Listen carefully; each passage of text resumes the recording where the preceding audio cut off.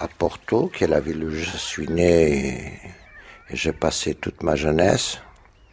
J'étais, pour diverses raisons, un activiste de la jeunesse catholique, très tôt, vers 12-13 ans d'âge.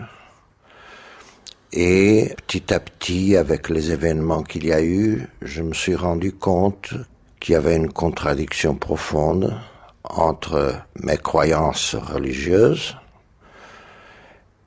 et mon aversion à la dictature et à tout ce que cette dictature signifiait dans notre vie quotidienne.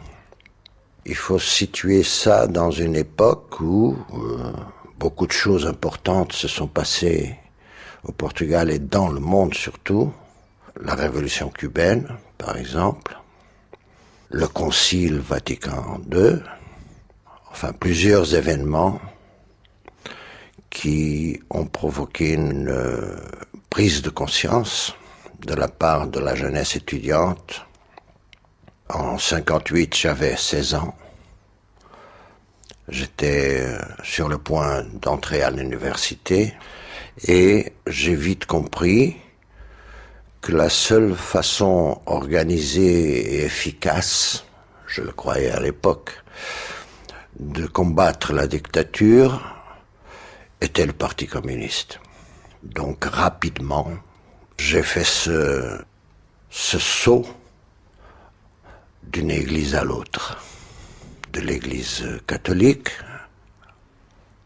au PCP, au Parti communiste portugais.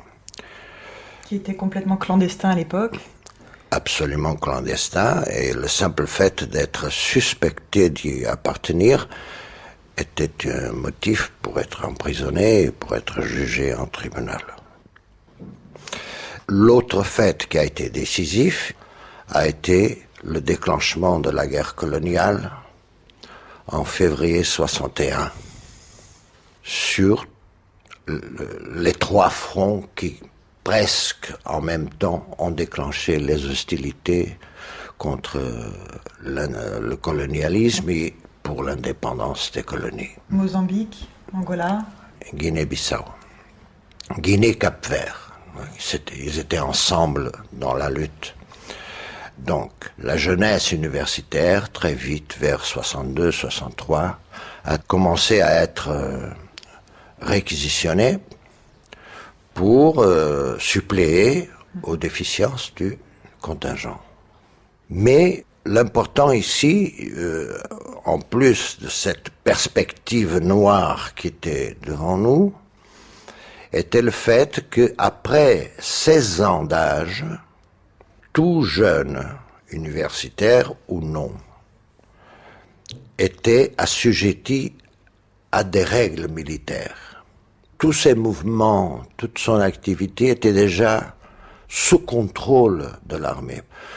Moi, j'étais à Berlin, au congrès des jeunesses musicales, moi j'étais à Paris, en voyage touristique, etc.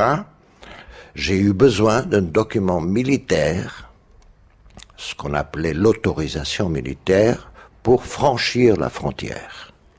Et entre jeunes intellectuels, moi j'avais un groupe informel d'amis à Porto, nous étions poètes, nous étions peintres, nous étions en formation, je veux dire. Bon, c'était un groupe qu'on ne peut pas considérer comme un groupe standard de l'époque. Nous étions, disons, culturellement et intellectuellement privilégiés au milieu de toute cette grisaille qui était l'ambiance sociale.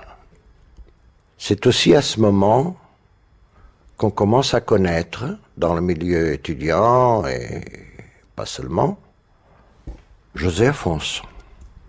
Les premiers disques de José Afonso. On peut dire qu'il n'y a personne dans toute cette mouvance antifasciste qu'il y avait dans le pays qui n'ait pas eu un amour immédiat pour José Afonso, pour sa voix, pour ses chansons. Ça a été comme un phare qui montrait une évolution possible pour la chanson au Portugal. Et notre débat central à l'époque était provoquée par la guerre coloniale, par cette épée de Damoclès qui était suspendue sur nos têtes. Et la discussion était très vive parce que la position du Parti communiste portugais était que les militants du parti devaient aller à la guerre et faire leur travail politique au front de guerre. Beaucoup d'entre nous, et moi surtout avec ma formation chrétienne d'origine, ça nous répugnait vivement.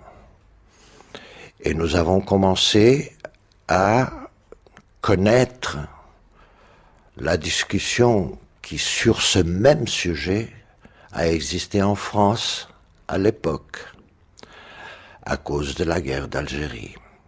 C'est-à-dire que nous étions des lecteurs avides de tout ce qui était publié en France, les articles de Jean-Jacques Servan-Schreiber à l'Express, de Jean Daniel à l'Observateur. C'était des journaux interdits, mais il y avait toujours des libraires qui avaient au fond de la librairie une arrière-étagère où l'on pouvait trouver des exemplaires de ces journaux ou de ces bouquins. Et puis, c'était la discussion centrale pour nous. Qu'est-ce que tu vas faire quand tu vas recevoir la carte postale de l'armée? Qu'est-ce que tu vas faire? Dans les lycées, il n'y avait rien. Il y avait une chose obligatoire qui s'appelait la jeunesse portugaise, Mocidade Portuguesa, qui était une jeunesse proto-fasciste avec uniforme, entraînement militaire, militarisant, des chants patriotiques, des défilés, des fanions et des bannières, enfin, comme les jeunesses fascistes italiennes, etc. 62, c'est l'année de la première grande crise étudiante au Portugal. Il y en avait eu d'autres avant. Il y a 3 universités dans le pays à l'époque seulement. 62, donc j'ai... 20 ans. Pas encore, parce que je compléterai 20 ans en mai, après. Déjà membre du Parti communiste, très jeune membre du Parti communiste. Et j'ai été lié au premier petit groupe portugais qui a tenté d'organiser des associations d'étudiants dans les lycées, incités par le Parti communiste. L'objectif de ces groupes était de faire des associations d'étudiants dans les lycées. C'est aussi simple que ça. C'était pas contre la guerre coloniale, c'était pas études marxistes, c'était rien du tout de ça. Il y a une grande manif ici à Lisbonne. Le 24 mars, c'est la journée nationale de l'étudiant. On a défilé jusqu'au Camporande, invité par le recteur de l'époque, qui serait le futur Premier ministre, Marcelo Caetano. Il a tenté de désamorcer cette situation explosive en disant « Vous êtes mes invités pour dîner au restaurant Castanheira, qui était un grand restaurant qui existait au Campo Grande. » Alors nous sommes dit « Nous allons au dîner du recteur, mais nous allons en défiler. » Nous avons descendu ce qui s'appelle aujourd'hui l'avenue des Forces armées, entre Campos et le jardin du Campo Grande. Au milieu du jardin, charge de police. Donc ça a été un guet-apens. Il y a eu des centaines de détentions, y compris un fils d'un ministre de l'époque. C'était un scandale parce que le ministre était fasciste et son fils venait d'être emprisonné à la manif.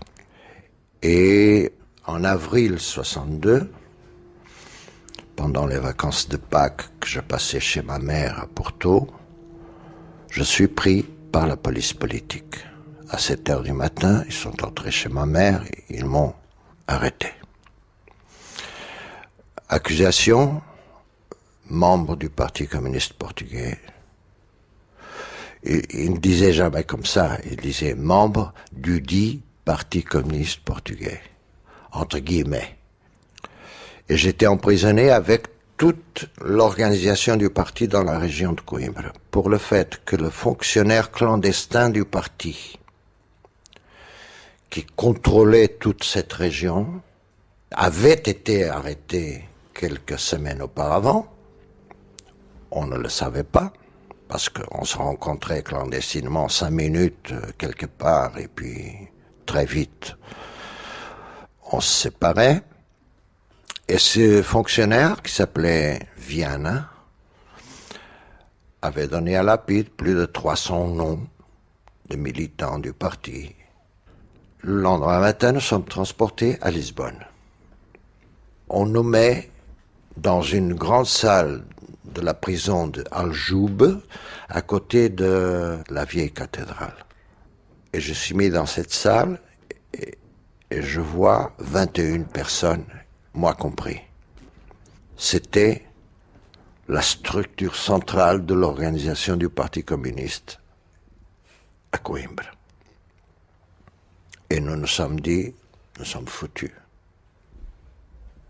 J'ai complété 20 ans dans une cellule avec 80 cm de large et 3,5 mètres de fond, où nous étions deux.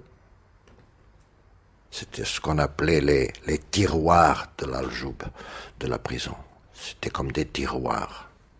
À 3-4 heures du matin, ils venaient, ils ouvraient les portes, les serrures, etc. Venez! Et on était emportés dans une Citroën de Lapide pour aller au siège de la police pour les interrogatoires. Rue Antonio Maria Cardoso. J'ai eu 3 ou 4 séances de plusieurs jours de suite, jour et nuit. Parce qu'il y avait deux tortures qui étaient plus communes à la police. La torture du sommeil, c'est-à-dire vous êtes empêché de dormir les yeux ouverts, empêché de dormir debout ou assis ou contre un mur, empêché de dormir. Ou la torture de ce qu'on appelait la statue, c'est-à-dire obligé à être debout pendant des dizaines d'heures de suite, ce qui a des conséquences physiques absolument insupportables. Donc, dans ce cas, comme dans d'autres, dans l'histoire de la résistance portugaise, la police a opté pour ne pas faire juger au tribunal une partie considérable de ces personnes, en commençant par les plus jeunes. Moi, j'y suis resté 6 mois et demi, libéré sans jugement. À partir de là, octobre, j'étais chez ma mère à Porto. L'année scolaire 62-63, je me suis réinscrit à l'université en histoire et philosophie. J'étais, comme on disait à l'époque, j'étais brûlé. C'est-à-dire la police me connaissait, savait tout sur moi, j'avais été en prison, etc. On disait, tu es brûlé. Donc, c'était une vigilance permanente. En mai 63, j'allais compléter 21 ans. J'avais interrompu mon cours, etc. J'avais été en prison. J'étais sûr que j'allais être appelé à l'armée. Et en plus, là où ils mettaient ce qu'on appelait les politiques, c'est-à-dire au régiment disciplinaire de Penamacor, là où étaient les assassins, les voleurs, les condamnés, etc. Donc je me suis dit, je vais me tailler d'ici. J'ai posé la question au parti. Le parti a envoyé quelqu'un me dire que si tu ne vas pas à la guerre, si tu veux t'enfuir en France, tu peux le faire, mais tu n'auras pas le moindre appui du parti pour ça. Donc vous êtes brûlé d'un côté et en même temps vous êtes menacé d'être lâché par le Parti communiste Voilà. à l'époque. Donc je décide de partir quand même, début juin 63. Pourquoi? Parce que j'avais un vieux passeport. J'ai passé légalement la frontière nord vers la Galice, vers Vigo. J'ai pris un avion à Vigo vers Madrid. J'étais à un fil d'être arrêté par la Seguridad, la police politique espagnole, parce que lui aussi, savant évidemment tout ça, m'a demandé le document militaire que je n'avais pas. J'ai dit, vous avez raison, je vais justement à Madrid chez un ami où je l'ai oublié sur une table.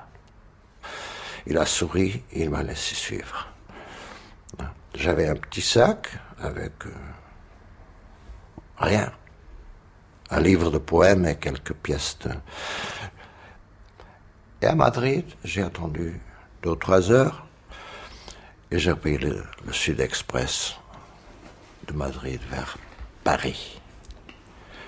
Le lendemain, mon passeport n'était plus valable.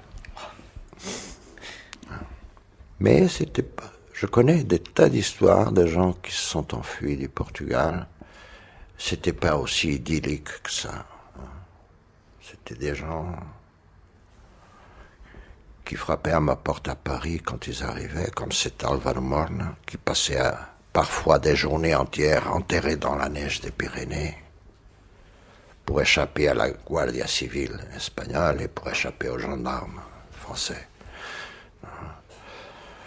Mon histoire, malgré tout, a un certain côté d'aventure, mais j'avais un passeport. J'avais un passeport. À Paris, donc à partir de juin 63, le premier temps de Paris, c'était survivre, me marier avec la mère de mes enfants, et j'ai adopté un principe absolument impossible à tenir, mais qui a été, disons, ma ligne de conduite pendant les 11 ans d'exil. Je vais me comporter ici en France comme si j'étais là pour toujours. Mais la première minute que je peux rentrer au Portugal, je rentre. C'était très difficile, parce que j'étais tout le temps tiraillé par la volonté de rentrer. Je ne pouvais pas parce que j'irais direct en prison. Et la nécessité de vivre bien. Mon premier enfant va naître en 65, donc on commence à être une famille. Et je suis intégré dans les groupes, déjà en rupture avec le Parti communiste, rupture au sens idéologique. Alors c'est en 65 qu'un cousin de ma femme, passant par Paris, oublie chez nous une guitare. Alors j'ai commencé à étudier comment ça se fait marcher une guitare. Absolument d'oreille. C'était déjà l'influence de José Afonso. Ces chansons qu'on chantait ensemble. Je l'ai connu quelques années plus tard, à Paris. J'étais en train de chanter avec Fanhais à une association portugaise à Gennevilliers, dans le banlieue nord de Paris. Et quelqu'un est venu en courant en disant « José Afonso chante en ce moment au Boulmiche ». Alors on a arrêté tout de suite, on a couru au Boulmiche pour connaître le maître. Alors lui était une personne absolument exceptionnelle. C'était tout de suite facile. « Ah, tu fais des chansons aussi ?» ?»« Oui. »« Ah, intéressant ça. Moi je rentre après-demain à Lisbonne. Tu veux pas que j'emmène une bande enregistrée avec tes chansons ? Je sais jamais. » Et ça a été lui le porteur de la première maquette que j'ai envoyée au Portugal. Et c'est Giacometti qui a édité mon premier disque aux archives sonores portugaises. 6 chansons que j'avais fait avec ma musique sur des poèmes médiévaux portugais. À l'époque, vous faites quoi comme travail ? Mon premier, c'était à une fabrique de métaux précieux, près de la République, près du square du Temple. Très bas salaire, mais bon, 9 heures par jour, 10 heures par jour. Mon déjeuner à midi, c'était une demi-baguette et un quart de berlingot de lait. Et mon travail était de balayer les officines pour ce qu'on appelait la récupération des déchets précieux. Remarquez que mon arrivée en France n'est pas du tout prototypique les migrants portugais, parce que déjà je parlais le français presque aussi bien que je le parle ici avec vous. C'était notre deuxième langue au lycée. Je parlais le portugais, le français, l'anglais, l'espagnol et l'italien. J'avais 5 langues. Les Français n'étaient pas très habiles en langue à l'époque. Et aussitôt qu'ils ont compris ça, ils m'ont dit, vous allez passer au bureau d'exportation de l'entreprise, dont le chef était un monsieur Bayeul, qui un jour, moi je lisais à l'heure du déjeuner, la première chose c'était d'acheter Le Monde, pour voir s'il y avait un entrefilet, un truc quelconque sur le Portugal. C'était l'obsession. Et un jour, ce monsieur Bayeul me dit, mais, monsieur Branco, vous parlez comme Le Monde. Parce que c'était vraiment mon école. On n'avait pas d'amis français. On était mis dans un carcan complètement fermé d'exilés politiques portugais. Tous les week-ends, ma vie, c'était d'aller partout en Europe chanter pour des communautés portugaises immigrantes ou exilées. Les petites associations, les petits groupes politiques, les petites discussions, les petites choses. Tout ceci n'a été brisé absolument que en 68. C'était un changement total. Comme j'étais déjà assez connu des différentes communautés, il y a eu un groupe de théâtre, 2 groupes d'ailleurs, le théâtre des Amandiers de Nanterre et le théâtre Gérard Philippe de Saint-Denis, qui m'ont contacté à travers des Portugais, je ne sais pas qui, disant, nous allons chanter pour les occupations, dans les usines, dans les quartiers, dans les écoles, dans les gares, partout. Nous allons faire des sketchs de théâtre, dire des poèmes, raconter des histoires, pour les faire passer le temps, parce qu'ils passent jour et nuit aux occupations, etc. Des familles entières, parfois. Alors, José, tu veux venir avec nous? Et tu connais d'autres chanteurs? Alors moi, aussi bien que Serge Godin, qui était à Paris depuis 67, et Louis Cilia, qui était le plus ancien. Il était déjà à Paris quand je suis arrivé. Alors, chanter partout, tu peux imaginer. J'ai fait des amis, chanteurs, acteurs, musiciens, violonistes, un guitariste. Donc d'ici naît une coopérative artistique qui a pris pour nom Organon. Mais ça a été ce moment-là, la transition de ma double vie. Jour au bureau, soir la musique, j'ai pu devenir un musicien à part entière. Et donc me consacrer entièrement à la chanson, à la musique.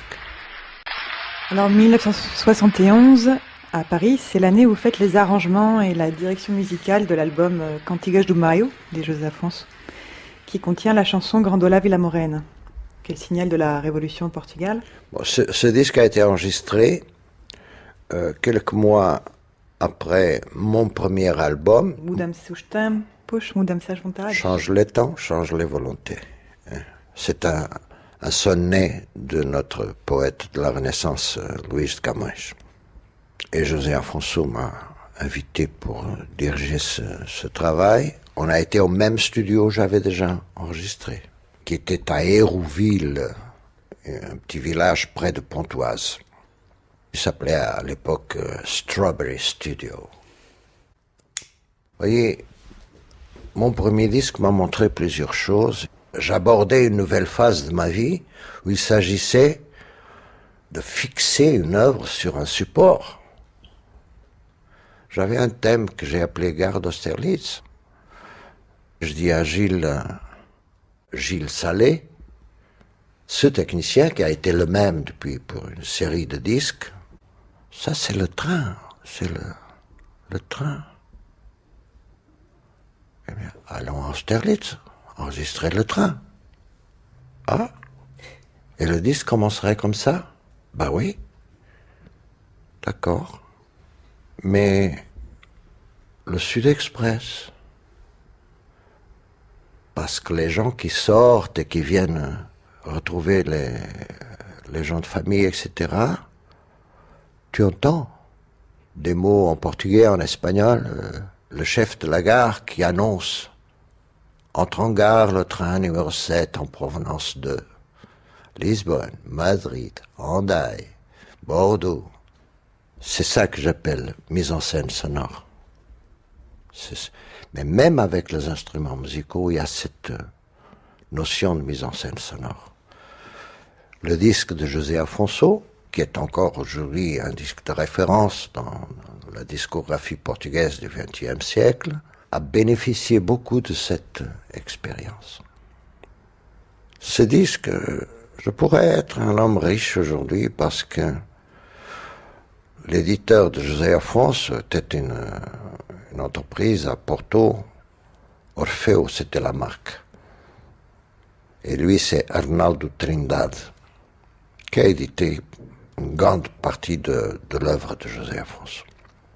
On enregistre, on commence avec José Afonso, etc. Et l'argent ne venait pas. Moi, j'étais terrifié. Je téléphone à Porto. Demain ou après-demain, je vais avoir la facture du studio. J'ai déjà des musiciens qui sont venus auxquels je n'ai pas pu payer parce que ils attendent que je les paye. Écoutez, si demain soir, il n'y a pas quelqu'un que vous envoyez ici avec l'argent dans la poche, cette bande sera mienne. J'aurais pu être riche aujourd'hui. Le fait est qu'il a envoyé quelqu'un, un employé à la comptabilité, M. Pereira, avec l'argent dans sa poche. Il est venu au studio, a écouté la bande. Il a été téléphoné à Porto. Il me dit, José, Arnaldo veut vous parler. Ah, ça va, oui, Pereira m'a dit que c'est très très beau le disque. Félicitations, etc. Vous avez l'argent, ça va aller, hein, tout est en ordre. Il était un peu comme ça, un vendeur de foire. Il y a une chose que je ne comprends pas, José. Pereira m'a dit que certaines chansons, vous avez mis plusieurs instruments, c'est assez écrit, c'est complexe, etc. Mais il y a une série de chansons, pratiquement c'est seulement la voix de José Afonso. Alors pourquoi vous me prenez le même cachet pour toutes les chansons? Et d'instinct, je lui ai répondu, mais vous vous trompez, Arnaldo. Le cachet que vous me payez, c'est pas pour payer les instruments que je mets, c'est pour payer les instruments que j'enlève. Quand je fais face à l'arrangement d'une chanson, vous savez ce qu'il y a dans ma tête? Quoi? Tous les sons possibles, tous les instruments possibles, toutes les sonorités possibles, toutes les ambiances sonores possibles. Ce que je fais, c'est enlever pour arriver à l'essentiel. Ce qui a fait que le son, par exemple, de mon premier disque et de ce disque de José a révolutionné la façon de faire des disques de chansons au Portugal, c'est ça. Et vous aviez conscience, quand vous étiez à Paris, de ce succès qu'avaient été vos disques? Oui, parce qu'il y avait des tas de journalistes qui faisaient le voyage à Paris pour m'interviewer. De bons journalistes portugais qui faisaient leur travail aussi, ils savaient de quoi il s'agissait. Il s'agissait de mettre à bas ce régime.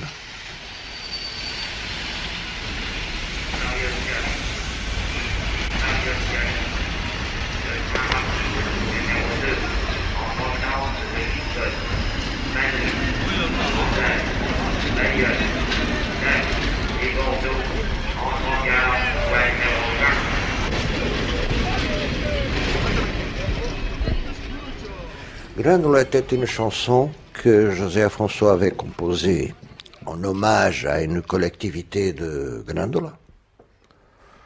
au sud. Mais elle n'avait pas la structure qu'elle a dans le disque. J'ai dit, Zek, nous appelions Zek, Joseph France. Faut faire de ça une chanson de l'Intègre. Tu es d'accord? Ah oui, bonne idée, etc. On pourrait mettre ici cette image sonore que j'ai des pas des chanteurs.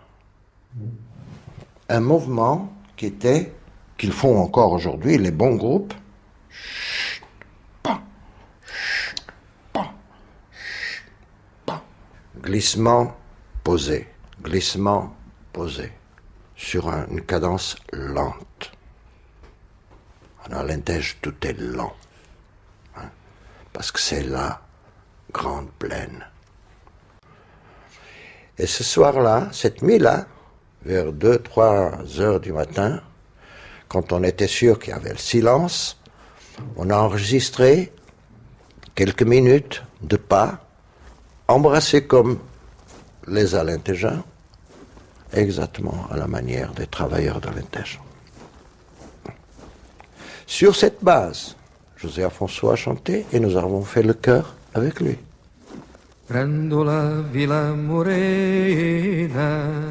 Mais le mixage de ces pas n'a pas été parfait. On dirait que c'est le double, la cadence est double, c'est devenu un peu martial. C'est une coïncidence, parce que justement ce sont des militaires qui ont décidé de prendre cette chanson comme symbole de leur mouvement.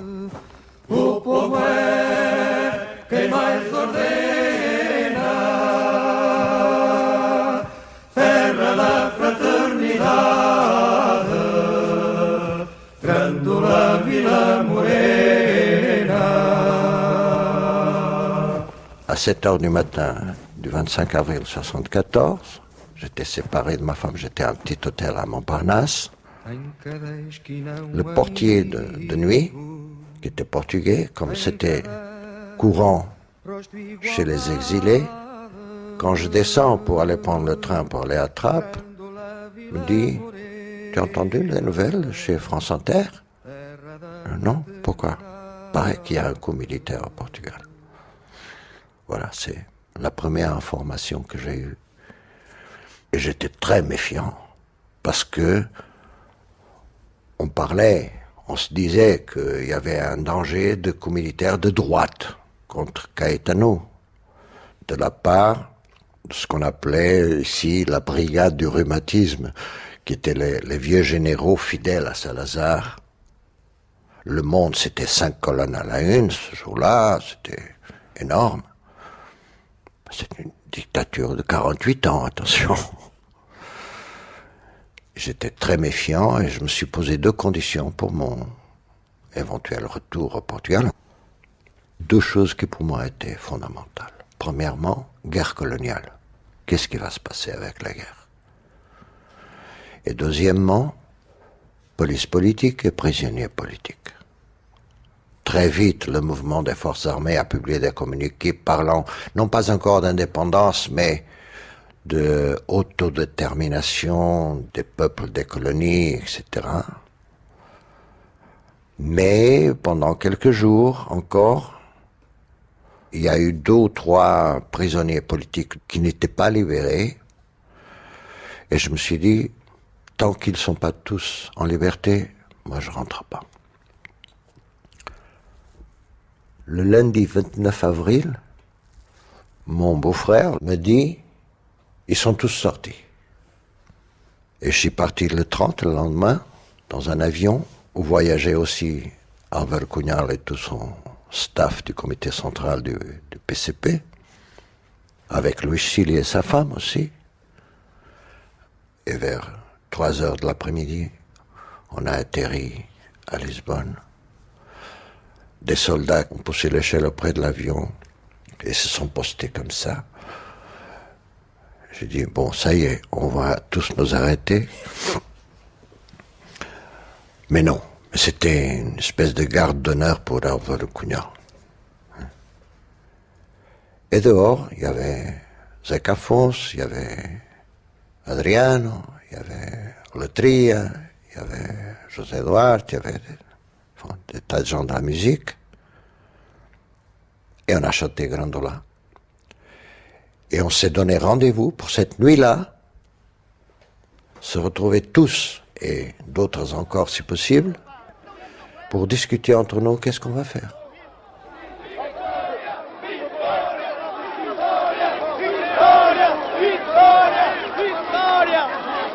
Quel souvenir vous gardez du 1er mai 1974 ? J'étais à Lisbonne encore. C'est des images complètement dionysiaques. Cette image de l'avenue Almirante Reich,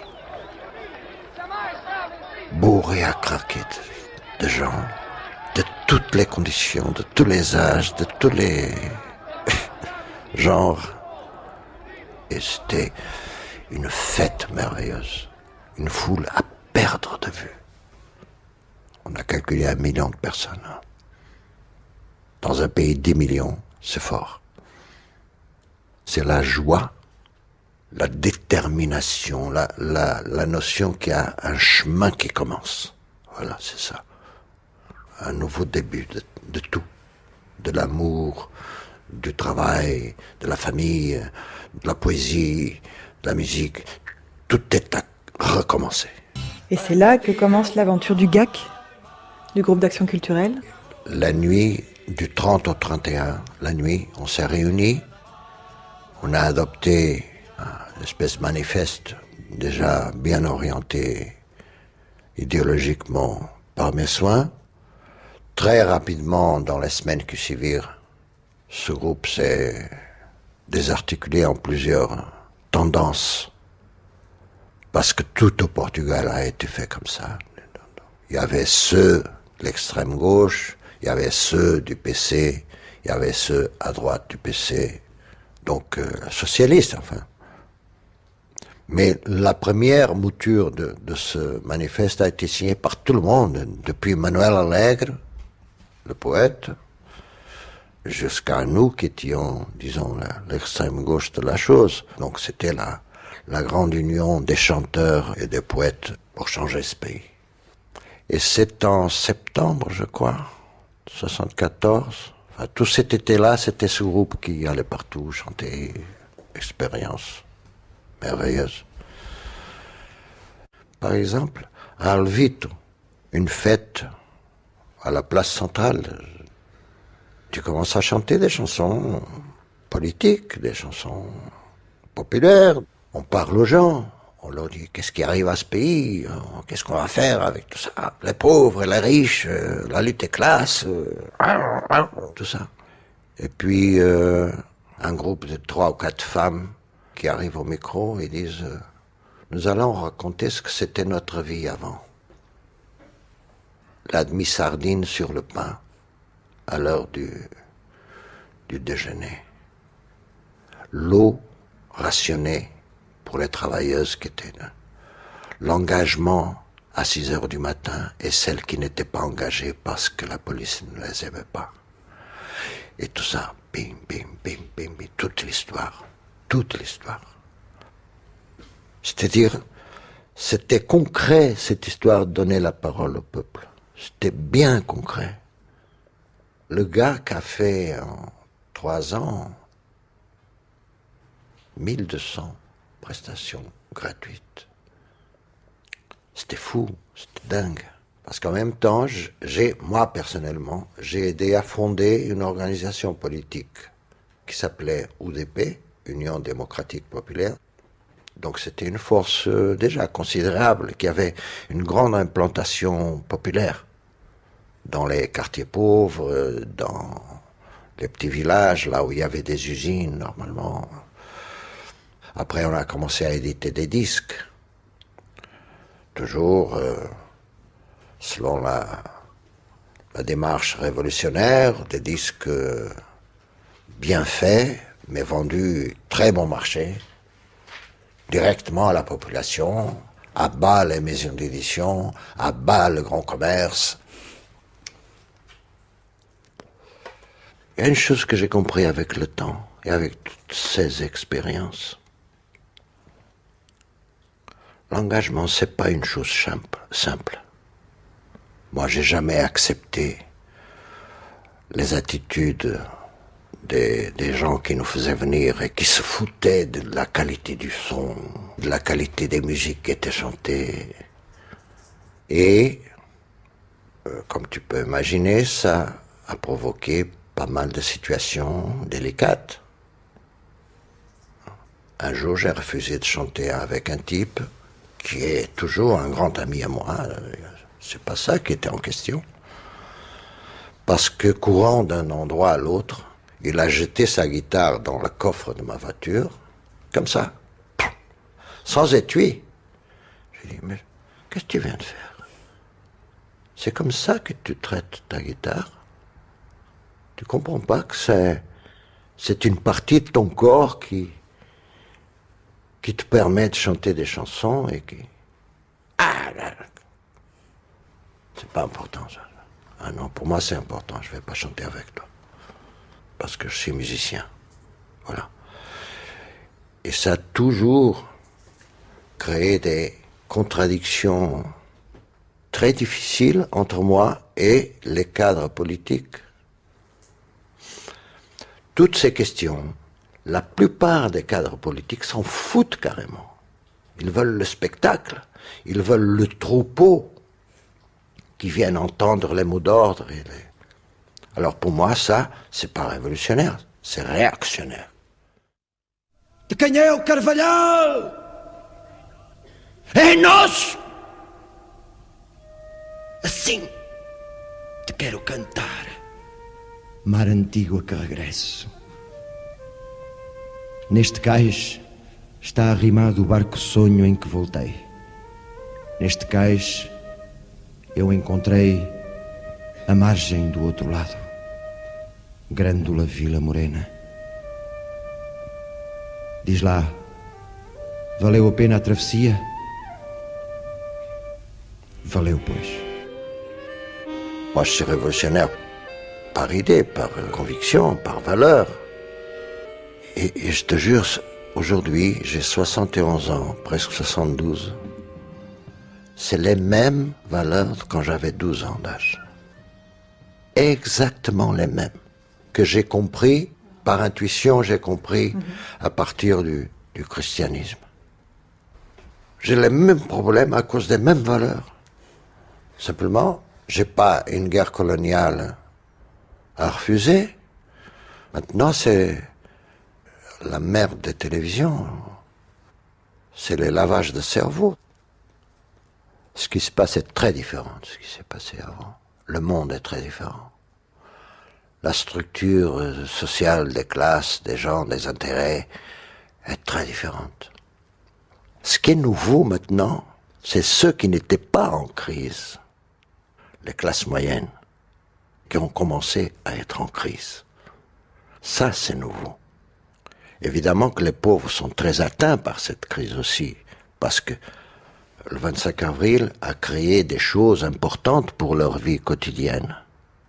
Au niveau du travail, au niveau de l'éducation des enfants, au niveau de la santé de la famille. Et ça aussi est en train de se dégrader, d'être récupéré par le privé et d'être dégradé. Et je ne vois pas une idée politique qui fasse son chemin, qui montre une certaine logique, une certaine vision réaliste de la situation, qui puisse enthousiasmer qui que ce soit. Je vois du folklore, du carnaval politique. Et ceci, pour moi, est dû à une chose très simple. Le niveau culturel de ce pays a été rabaissé drastiquement. Les nouvelles élites post-fascistes sont très incultes. Ce pays n'a jamais eu, depuis le XVIe siècle, une bourgeoisie stable, riche, puissante, comme on trouve en Allemagne, comme on trouve en France, en Angleterre, même en Italie.